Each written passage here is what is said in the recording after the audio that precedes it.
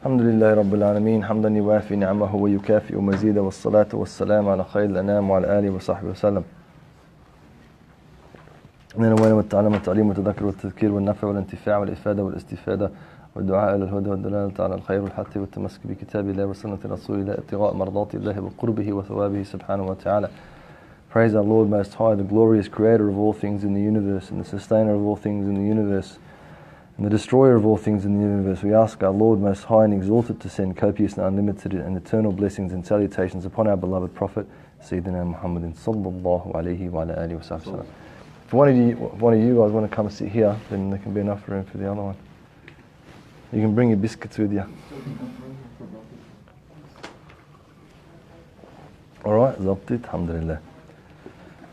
And we pay, we acknowledge the traditional owners of the land, and we pay our respects to the elders past and present. So if we continue inshallah azza wa jal with the last part of the chapter about it's renunciation, but I think I said, like I said previously, I think the word is disassociation, and renunciation is and the Imam will talk about it, it's a bit of a higher level than just a disassociation. So inshallah we get there one day. It says in Arabic, it says وَيَاكَ أَن تَتَّسِعَ فِي شَهَوَاتِهَا وَتَدْعِي مَعَ ذَلِكَ الزُّهْدُ وَتَحْتَجُّ بِنَفْسِكَ بِالْحُجَجِ الدَّاحِضَةِ عند الله تعالى وتطلب لها التأويلات البعيدة عن الحق وإعراض رسول الله صلى الله عليه وعلى آله وصحبه وسلم والأنبياء قبله والأئمة بعده والأئمة بعده عن التنعم بالدنيا مع القدرة عليه من الحلال لا يخفى على من له أدنى معرفة العلم. So he says, take little from the world always, and confine yourself to your needs, whether it be in the matter of clothes, food, marriage, housing, or any other comfort. Beware of indulgently seeking its pleasures while claiming to renounce it. Using arguments unacceptable to God and contriving interpretations which are far removed from the truth. The way in which the messenger of God, may peace and blessings be upon him, and the prophets before him and the leaders after him shunned the world's pleasures while able to enjoy them licitly, is quite obvious to anyone who has the least knowledge. So Imam al-Haddad now is wrapping up the chapter and wrapping up the subject matter about how a person should be disassociated from the world. In other words, the things of this world, the things that one may seek pleasure in terms of ephemeral things and material things, a person shouldn't be associated with those things through their heart or through their soul. And neither should they yearn to have those things. The yearning should be for something that's just a temporal thing. Those things that are material, they're only here for a little bit of time and they finish. So one's yearning, وَسَعَ لَهَا سَعْيَهَا, the one's yearning should be the things of the hereafter. فَامْشُوا فِي مَنَاكِبِهَا, walk in the manakib, whatever you want to call it, like the basatin, the meadows, right? Walk in the meadows, in other words, or in the orchards or whatever you might walk. But a sa'i is to run, to hasten to what is in the hereafter. In other words, walk what's in this world. In other words, don't sit around and do nothing. Walk, but walk at a pace where it's you can handle it. But for the things of the hereafter, strive and go quicker and hasten to those things, because those things are permanent. And they're not only are they permanent in and of themselves, but they're permanent when we become permanent, when we live forever, when Allah takes us to the next life. And those things that we've strived for in this life and we've hastened towards will be our reward. They'll be the currency, more correctly, that we use to gain that eternal pleasure. And so the trade-off is to give up the temporal or the temporary pleasure that one may get through material things and temporal things and temporary things for the eternal pleasure that one gets from the deeds, that are the prophetic deeds that lead to eternal satisfaction and of course eternal life in one way or the other. So he says, take little from the world always. It's not really what he says in Arabic. He says, وَإِيَّاكَ أَن تَتَّسِعَ فِي شَهَوَاتِهَا وَتَدْعِ مَعَ ذَلِكَ الزُّهْدُ. So what he says, وَإِيَّاكَ, when we always talk about it, but it means SubhanAllah, I had the word I read earlier, now I've forgotten what it is. Like, don't dare to. How dare you, in a sense? How dare you try to do something? Like, that's kind of what it is in our kind of vernacular at this day and age and this time. Not giving a specific meaning for it, but the meaning, the connotation that it has. وَإِيَّاكَ, in other words, how dare you? Don't even dare. Don't even dare أَن تَتَّسِعَ فِي شَهَوَاتِهَا, to expand one's horizons or expand one's intentions in terms of the desires or the impulses of this world. Don't do it. It's a keen and certain way to destruction, when a'udhu billahi subhanahu wa ta'ala, in terms of one's faith. And really in terms of one's life and mental state. Now, I think that's the next sentence. Beware of indulging in Satan's pleasures. yeah, he said it the other way around. Jazakumullah khairan. So, I'll just go with the Arabic since we've started there. So he says, we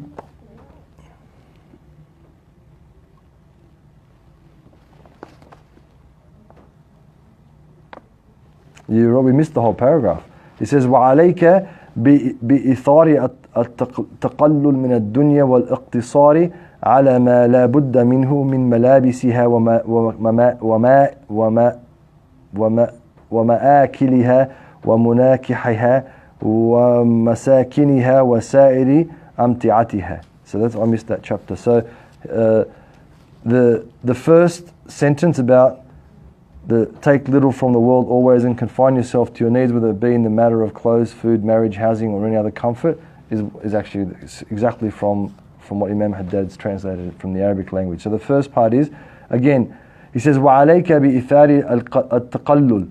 So a person should constantly seek, or their goal should be to take as little as possible from the affairs of this world. And one might say, well, that seems a bit strange. Why aren't we, taking as much as we can possibly get? It's because of the connection of one's heart to that. And then if a person has an intention to make all sorts of, dynasty of money or an empire or money or whatever, not only does it take one's planning, but it takes time. And that time, for the intelligent human being, would be better served, the extra time that one doesn't need to spend on those things would be better served on servicing one's own account for the hereafter, on filling up one's account for the hereafter with good deeds, with righteous deeds and good quality deeds, not just the number of deeds. And so that's what the connotation is. And one should confine oneself, or confine yourself. I mean, it comes across different in Arabic. To confine yourself to your needs, whether it be in the matter of clothes. So, in other words, whatever you need to have in the affair of clothes. So, if you're a person that, for example, has to wear a suit every day, and you're a banker at the RBA, so it's called the Reserve Bank or whatever it might be, and you have to dress a particular way, then you have to buy that kind of a suit, whatever, $5,000 suit, whatever it is. Okay, if you have to go to the gym or work out or go to the beach, you have to have beach clothes, and they have to cover your awrah, which is a hard thing to do, to cover between the navel and the knees for the men and everything but the face and hands for a woman. So you have to have those clothes. And then if you have to, if you play with your kids or nieces and nephews or whatever it might be, and you have to have the clothes that are comfortable to do that, then you have formal occasions, so you might have a huge wardrobe. It might be a big wardrobe in comparison to someone who isn't in that situation. So the taking of what is necessary is subjective to the individual. It's not an objective standard that goes across every single Muslim. Some people can get away with it. They have only one set of clothes or two sets of clothes, and they can wash those clothes because they're not expected to dress formally, or maybe they don't work, or their work doesn't have specific dress regulations for their work, and then they don't do formal functions and presentations and whatever it might be, so they don't need that kind of clothing, and they don't play that kind of sport. They might go for a walk in the clothes they have. So if someone can get away with two sets of clothes and maybe something to sleep in or whatever, that would be fine for that individual. But a person who has to appear, and like someone was saying before, you've got to give a presentation at a conference, and it's a business conference and whatever else, you have to dress in a certain manner. To show up in your shorts and t-shirt is not going to cut it. And even to show up in something that's traditional Islamic dress, it has its place. It has its place. So that is its subjective standard. Also, he says, food as well. Some people need to eat more than others. Some people need to eat meat because if they don't, they become anemic or whatever the case might be. Others shouldn't eat meat because their cholesterol goes up or whatever the case might be. Again, it's a subjective standard. Some people might need 1 bowl of rice, others need 3 bowls of rice or whatever the case might be. Again, it's a subjective standard. Marriage.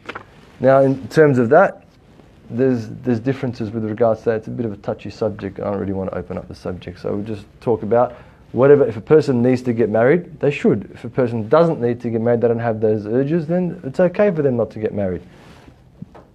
And if a person marries 2 or 3 or 4, under Australian law, of course, you can't do that. It has to be a de facto relationship, but you can have 4 de factos if you like. That's up to you. If you're a brother, if you're a sister in this country, you can do that too. If everyone's willing, polyamorous and all those types of things. So whatever's necessary, whatever one can reduce, they should reduce in those things in terms of the necessity they have. Housing. If you have 15 children and you can't live in a 2-bedroom unit, it's not going to work. And if it's just you and the missus, there's no use living in a 15-bedroom home. It's not going to work. So according to your circuit, if you have to work from your home as well, whatever you do, childcare or you're an architect or whatever it may be, you need storage for your business, then you've got to have those things. So again, it's a subjective standard. And any other comfort. So again, cars, you might drive every day commute on the freeway every day from one place to another.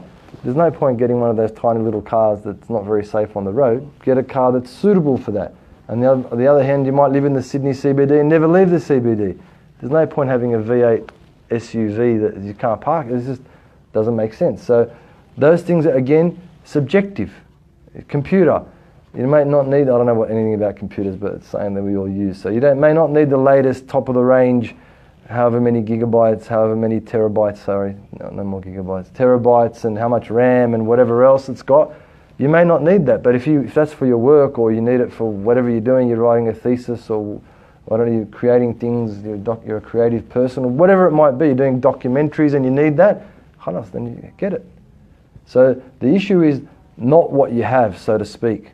The issue is that a necessity, that thing, is it a necessity for me? So in other words, when you're out shopping, when you're online shopping, when whatever's going on, and you think, do I want this? Of course I want it. Everyone wants it. Everyone wants the latest phone, the latest whatever, and the latest thingity-bob. Everyone wants it.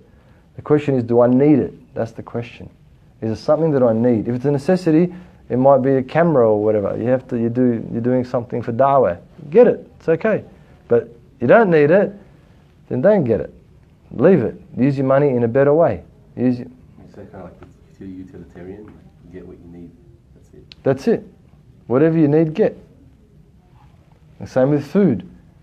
Sometimes we eat when we're not hungry, and it's not very healthy to do that. So if someone asks you to eat something and you're not hungry, then say, I'm not hungry. I'd love to eat it, but I'm not hungry. There's no need to force yourself. Or you buy a plate of whatever and it's a massive plate and there's all, half the plate's left there. There's no point forcing yourself to eat it. It's above necessity. It becomes wastage and it becomes actually a sickness when a'udhu billah. Alright, then there's the part that we read. He says, وَإِيَّاكَ أَن تَتَّسِعَ فِي شَهَوَاتِهَا وَتَدْعِي مَعَ ذَلِكَ الزُّهْدُ وَتَحْتَجُّ Anyway, we read that, so I'll read it in English. He says that beware. So in other words, don't dare. In other words, it says beware, but beware is not a word that we use. We don't have much about it. Beware is like on a sign. It's written on a sign. Beware, like yeah, whatever.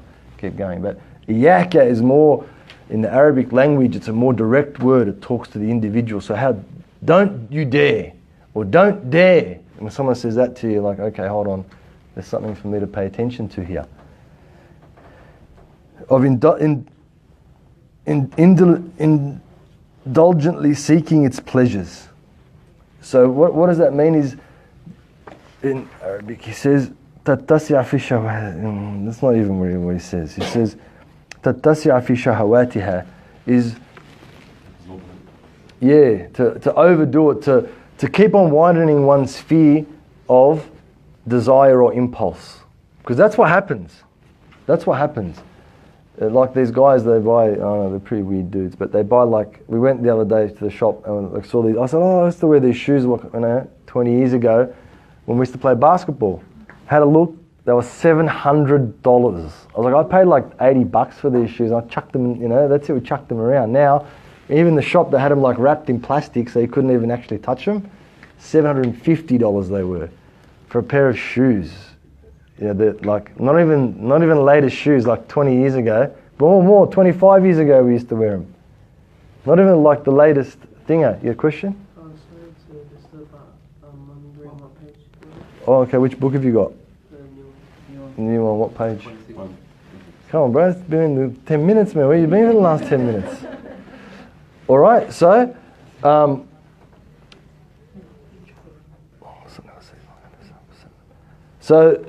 when a person starts, these guys that have these shoes, and then the guy was telling me, I go, how come your shoes are so expensive? Like, this is nothing. He says, look at these shoes, $1,850, ugly as sin.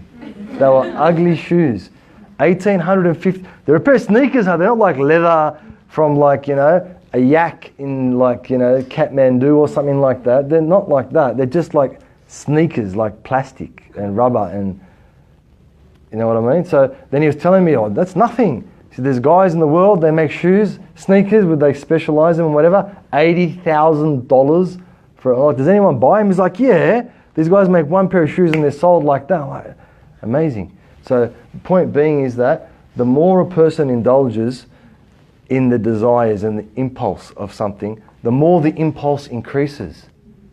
Like anything in life. If you run every single day, your desire to run will increase. If you eat too much, if you overeat every single day, firstly your gut will grow, and secondly, and maybe some other parts of your body, and secondly, the desire to eat more will be there every time. There's no end to desire. There is no end to desire. And as we know that the person, find the page. No, you know how you were talking about like the $1,800 sneakers? 1850, yeah. It's also like peer pressure. If you don't have like the latest brands or like Supreme or you're not a hype beast, you count it as not cool. But if you want to be cool, you have to get this. And does that count as a desire? That's a good question. So the question is about peer pressure and fitting in. Where the situation is. Look, it's a difficult scenario. The thing is, if you want a pair of shoes, I don't know if you really want a pair of that expensive shoes that expensive, but if you can save up for it, rather than putting pressure on your family, rather than putting pressure wherever, and we'll talk about it comes a little bit later in the chapter about what we can and what we can't do. So again, the point isn't just to have the shoes. That's not really what we're talking about. What we're talking about is the hype beast desire. The guys are just, that's it. They're obsessed with it. They're always looking at shoes and it's always on their mind and they need to have it and they think they need to have it, but it's just a want. And because they feed that desire, they feed that impulse, it just increases and increases and increases. So we'll get to that, it's at the end, right at the end of the chapter. So whatever desire we feed, whichever desire we feed, it'll just want more. Because as we said, and as the Prophet ﷺ, last person to enter paradise gets 10 times the size of the dunya. So this world. In other words, the desires, the impulses, the inclination of one human being, the whole world cannot fulfill the inclinations and the desires of even one human being. How many of us are on earth? Is it 8 billion now already? Really, mashallah. So it's nearly, 7-8 billion? 7-8 billion, we got to divide the world up, and we think it's this big, right? We think it's this big planet with all this room on it. It's not. It's 2/3 water. So 2/3 forget about it already. You can't live on the ocean. Sorry. I mean, you can travel on it for a little bit, but you have to find land. Top and bottom are too cold to live in. No. The top and bottom. Right. Then there's all the uninhabitable parts, the Antarcticas and the deserts and the Himalayas and the Andes and the Rockies and wherever other uninhabitable places there are, and the deserts and whatever. So we're not looking at much space really for 8 billion people. But anyway, all of that is not enough for one person anyway. So why bother? Why bother? Like the intelligent person realizes, look, that's not my goal in this world. It doesn't mean we sit at home and we just get the beads and we just pray, and that's not what it means. It means that our focus, our impulses, our thoughts, our plans, our goals do not only revolve around the worldly aspects in life. That's what it means. That's the reality of it. But this is even worse. He says, so it's not just about the indulgence in this world, but he says, while claiming to renounce it. So that's the issue.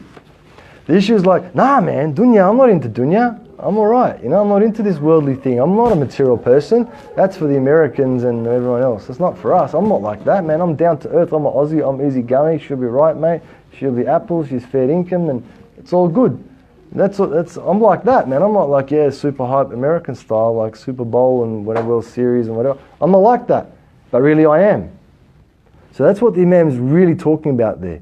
So we talked about what the desires to have that are, but what's worse than that is to deny one's own reality, the state or the reality of one's own state, and say, no, I'm not like that. I'm not into shoes, man. I'm not into Pandora. Is that what it is, the jewelry? Is that for kids or is that for? It's for adults as well. Wow. So all right, I'm not into like those trinkets. I mean Pandora, right? Get some real gold or something. It's got better value. I'm not into that. I'm into something different. You know what I mean? No, that's not me. I'm pious. I pray and I fast and I do all this. So in other words, to delude oneself. That's where the don't you dare. That's what the Imam is saying is, don't you dare feel one's own desires and have one's own desires as the primary goal in life and yet claim to be disassociated from the world for whatever reason. For whatever reason. Does that then kind of connect back into how we were talking last week about the positions we give ourselves? So the question is, does that then connect into what we spoke about last week in terms of the positions we give ourselves? 100% it does. That's exactly what it comes back to. If I'm not real with myself, again, that's what we were saying as well. If I'm not true to myself, how can I be true to anybody else? How can I know how to fit into the world? How can I know where my place is in the world? How can I know what my role is in the world? How can I know what my vocation is in the world? How can I know what I should sacrifice for, which is going to make me better, and that I shouldn't sacrifice for, which is going to detriment me? I can't. I can kind of be on the periphery of that and be missing the bullseye all the time, but I can't do it if I don't know who I am. If we know we kind of have still an attachment. Khalas, we'll get there. You didn't read ahead? Come on, every week I say, it'll take you look at it, it's 2 paragraphs, half a page. Really, it's not that much. It'll take you literally 45 seconds. 45 seconds I ask for every week. It's not that much. Busted yourself. Right?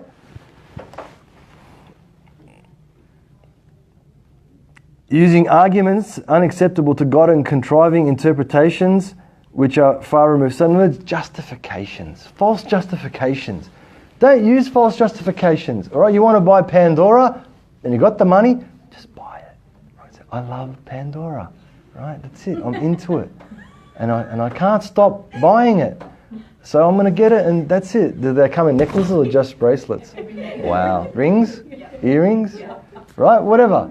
Okay, I love it. It's the best, and that's it. It's halal money, right? And we'll interpret it a bit further. But so it's the justifications we have for ourselves.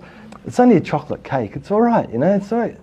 Okay, so don't eat the chocolate cake and then say, no, I'm not really attached to the world. No, alhamdulillah, it's halal. It's got no gelatin. It doesn't have any animal fat. It's from halal money.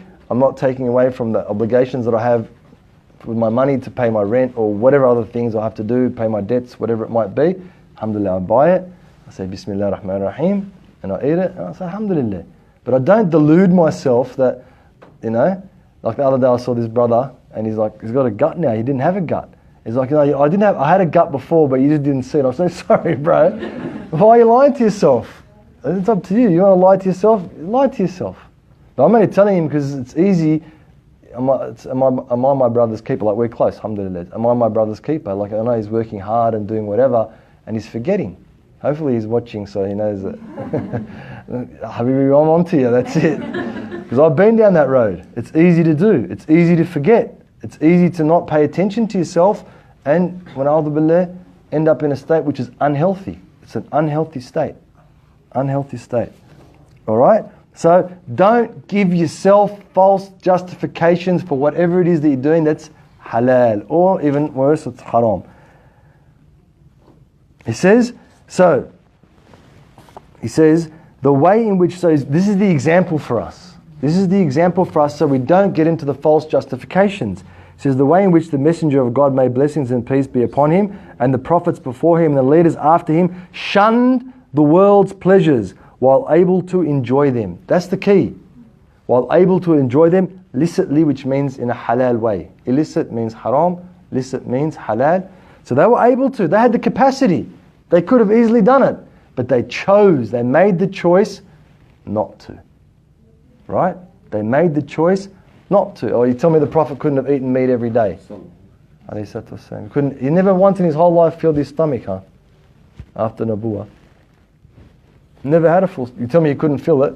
If you said to someone, say, go get whatever, they wouldn't get it. If you made dua that Allah do whatever, Allah wouldn't do it.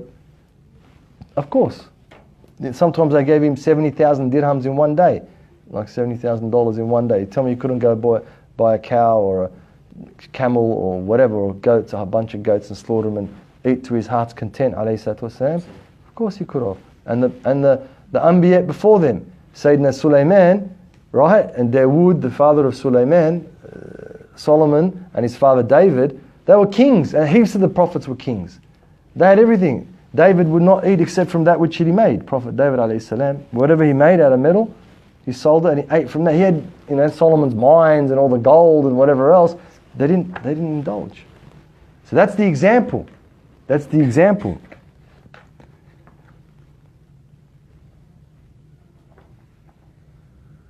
So he says it's quite obvious to anyone who has the least amount of knowledge. So this is the part which everyone's been coming to, right? It says if you are incapable of renouncing the world. So more correctly, we're talking about disassociating ourselves. Renouncing is the next level of zuhd. We're not talking about that really specifically. We're talking about which is renunciation or being an ascetic. This is about disassociating ourselves. The disassociation, like we said, just give it a little push. Nothing too big. And if you are incapable of renouncing the world and admit your desire for it, hey, isn't that the first stage to cure of any ailment? The cure of any ailment is to diagnose the ailment. Yeah, if you go to the doctor and you're like, I got a pain in my neck, he's like, oh, let's have a look. And they do x-rays and MRIs and they say, whatever, this is the problem. All right, then that's half the issue. The next half is getting over it. Yeah? Don't seem very enthused. He says, look what he says, you are not to blame. Because remember when we first started talking about the subject, it was really hard. I'm sure it was hard for everyone. It was tough for the first time we spoke. I was like, oh man, what do I talk about this? I have to have my chai latte later, and now I'm not going to be able to enjoy it because I'm going to remember what the Sheikh said in the class, and it's not going to be as sweet. They have chai lattes with heaps of sugar or not? Yeah. Are they sweet, right? So really sweet, and I'm not going to be able to enjoy the sweetness. And even if I do, I'm going to really feel guilty, and it's a pleasure that I have. So what does he say? He says, you're not to blame. Okay, you will only have sinned if you pursue and enjoy it in a manner forbidden by the law, by the Sharia. So it's not a sin to enjoy it, right? So in other words, if the money you got to get it, to buy the chai latte, right? If that money is haram, then it's haram. It's impermissible, forbidden. You got it by stealing it or whatever, by lying to someone or deluding someone or deceiving someone or standing someone over. You know what standovers are, yeah? Right? That way, or haraba, by robbery, whatever it might be, then that money, then that chai latte will be haram. And also the contents of the chai latte, if they put something in it that's not halal, alcohol, for example, then that'll be haram. But other than that, it won't be haram. Yeah. And so the point is the Prophet of Allah he says, حُبِّبَ إِلَيَّ مِن دُنْيَاكُمْ ثَلَاث, or قال عليه الصلاة والسلام, I was made to love three things from your dunya. Right? He says, طيب, which is perfume. I know perfume always, every time I say perfume to someone, I think it's women's perfume. So men's perfume is called aftershave, eh? You go around stinking if you don't shave, is that how it works? Cologne. Cologne. Thanks. I'll have to use that. But it's not really cologne because cologne's got the alcohol. Anyway, when I say to someone, here, put this perfume, like, I'm not going to, I don't want to put any perfume on. It's just nice smell. That's what perfume is. It doesn't necessarily mean, it's male or female orientated. But that's what hubbiba ilayya. Hubbiba. In other words, he was made to love these things. One is perfume, right? From min dunyakum, from your world. So the Prophet's saying it. He's giving us an example, alayhi salatu wassalam. Women doesn't love women. I think women love women. So it's normal, right? And then the third part is وَجُعِلَتْ قُرَّةَ عَيْنِ فِي الصَّلَاةِ. So he says that the coolness of my eyes, which means he was at comfort, he was at ease. That was like, his best time, like, when it is, you got something on your mind, you want to tell someone, you want to tell your best friend, and you tell them and you feel relaxed. Or, you're stressed out from an exam and you finish your exam, and even if you don't care if you passed or failed, the pressure's over. That's the qurrat ayn, that's the feeling. That's the feeling, the relief, so to speak. Relief for me was placed in salat. So the scholars say that to have that flavor, to enjoy one's prayer, right? To enjoy one's prayer, to have it, or fasting, or reading Qur'an, or whatever it might be, is also from the things of this world, because we're enjoying it actually in this world. So that means that we can enjoy things from this world. Right? That's what the Prophet's saying. Even the scholars say, if you spend 1/3 of your money on tib, perfume, whatever, cologne, it's okay, it's jaiz. Because the Prophet, they're the three things you like, right? Out of the 1/3, yeah? You get ideology, philosophy. That's what they say, right? That's what they say.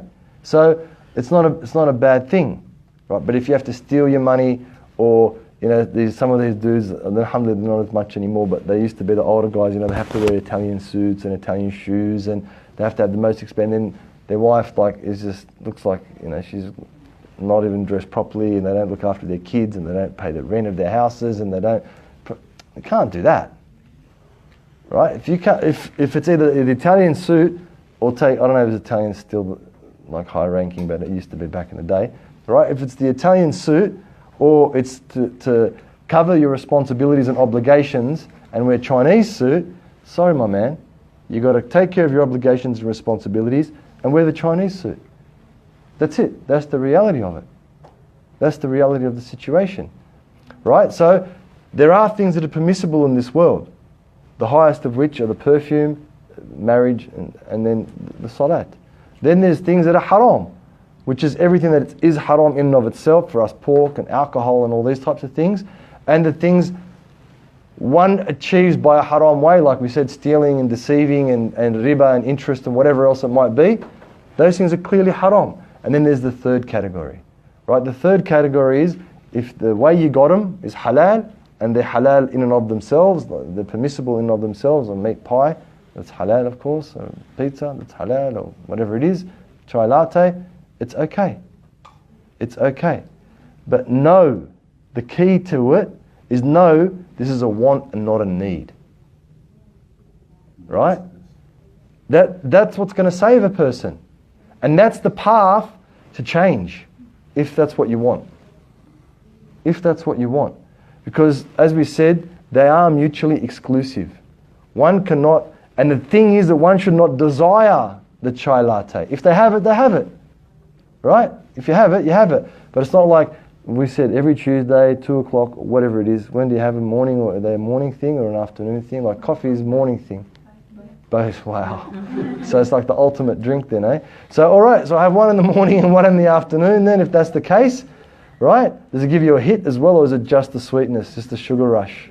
Alright? So, right, so it's not that every day, I've got my little card and I punch it at the coffee place where I get it, and that's it, it's my routine, I'm not going to change it. That's not how it should be.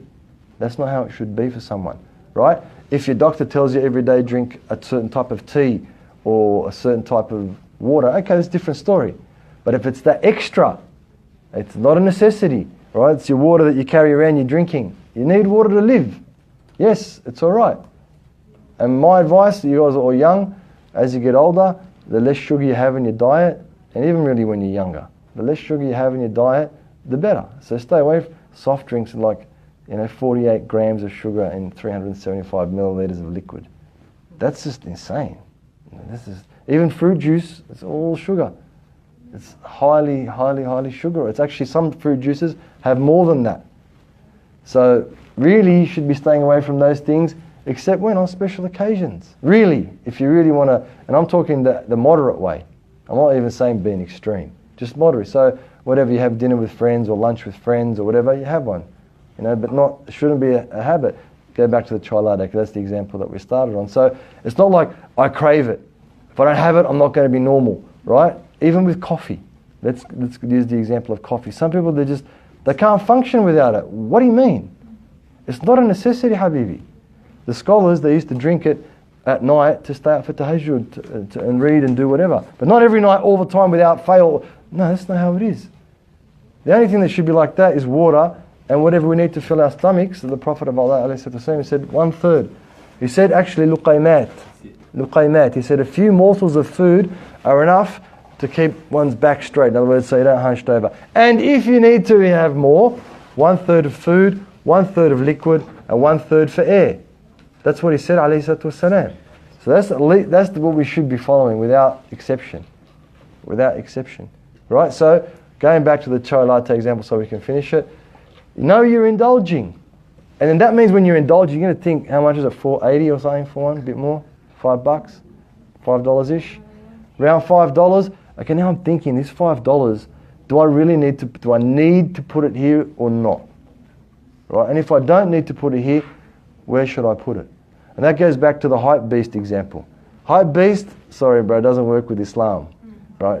You can't be one of those people that crave anything other than nearness to Allah subhanahu wa ta'ala. That's the craving we should have. That should be our yearning, non-stop. Whatever's with Allah, whatever. But, if you've got the cash, you can save it up. Don't put a burden on your parents. You tell them, crack a deal with your parents, man. They want to give you money, but they're just looking for an excuse. So, Dad, I'll break the leaves. Mum, I'll take out the rubbish. Whatever, I'll look after. I'll babysit. $50, $20, $30. Save up the money and get a decent pair of kicks. It's good to have nice shoes. It's good to have nice clothes. Nice, And the only thing is, get the ones that are good for you, not like the ones that, like TNs. They're just shocking. Try a pair of those things. I don't know how people get around in those things. It's like you're about to fall over. Feel like one of those blow-up clowns, that have the... I don't know how people wear them. They're like this thick, the air. Anyway, so get a pair of shoes that are comfortable, that are good for your feet, that'll be good for your back and good for your hips and good for your shoulders and good for your neck. That way, it's a good payoff with the two. But having quality is always better than quantity. So if you've got the money, hey, no worries, buy it. But if you don't, try and get it in a halal way. And the other thing is, if you do that, if you work or if you do whatever, you appreciate it more. You appreciate it more. You realise other than someone getting it for you, and like those hype beast dudes, most of them are like the sons of princes, and they're just rich kids. They're spoiled little brats, really. Most of them, like, all right, if your dad's a multi-billionaire, okay, buy a $10,000 pair of shoes. It's all right for him, you know what I mean? But if we aspire to something like that, it's going to be our destruction when Allah. And then he says after that, I want to say it in Arabic because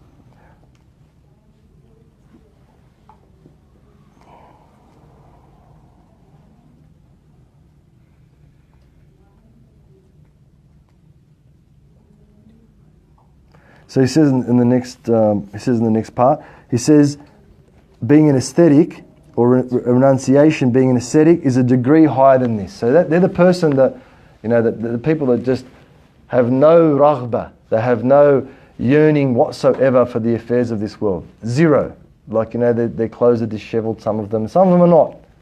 Some of them are not. Some of them are like, you would never know. You would never know. But the yearning isn't there. They may have the external adornments of the world, but internally, that's not what they strive for. That's not what their goals are about. That's not what their life purpose is. The purpose of their life is Allah, and whatever else happens with it. Like we told the story. I can't remember which one of them, Shaykh. Someone brought him a gift of a really, really nice jubba, and it was in Iraq. It was cold, and that was really, really expensive. And then his disciples came, his students were like, Shaykh, like you always teach us about being an ascetic and that. He goes, okay, no worries. Take it to the souk. That's what I thought it was in the Shaykh al-Qadir al-Jilani. And then he said, all right, take it to the souk and sell it. He knows. He says, take it to the shops and sell it. He sold it. And the student got tied up with saying when he came back, he's wearing it again.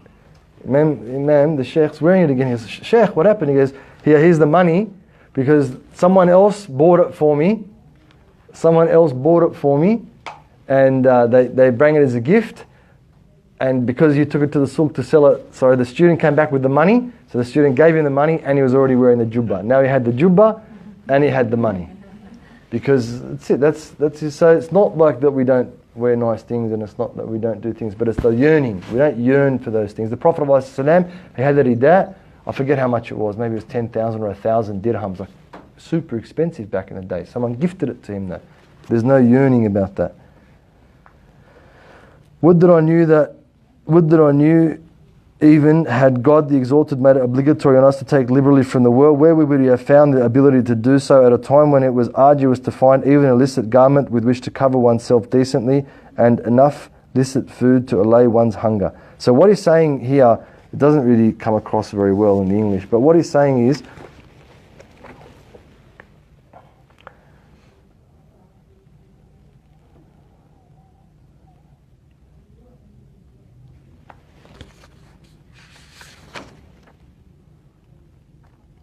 so what if Allah subhanahu wa ta'ala made it, imagine if Allah subhanahu wa ta'ala made it obligatory for us to have those desires, to have those yearnings, and it was obligatory to fulfill them and to get as much as we possibly could of the material world. He said, how would that even be possible when it's so hard to find even something that's a garment that's halal or food that's halal? And we know that for ourselves. It's hard to find food that's halal. Even the fish and chip shops back in the day, they used to have just fish and chip shops. Now, when they put the fryer, they put meat in there, they put chicken in there, they put chico rolls in there, they put all those things in there, that when or on the grill, they use hamburgers and bacon and whatever. So it's hard, even from fish shops. It never used to be that way, but now they've got to make ends meet because everything's more expensive. So they use meat to make ends meet. That's the thing. So it's very hard to find things that are halal. Imam Haddad's talking about 300 years ago. And it's hard to find things that are, that are even with shoes these days. A lot of the shoes, leather products, are pig products. They don't even tell you that it's 100% leather. It is 100% leather, but not cow leather or calf leather. And so it's najis for us. It's hard. It's not easy to find things that are halal. So he said, imagine if Allah subhanahu wa ta'ala has given us an example. If Allah Azza wa Jal made it obligatory upon us, how would we even fulfill that obligation in a halal way? And he says, we are God's, and inna lillahi wa inna ilayhi raji'un. So next week we'll continue. So just have a read, next week of the chapter, so that way you can ask questions that are poignant and relevant. Naam.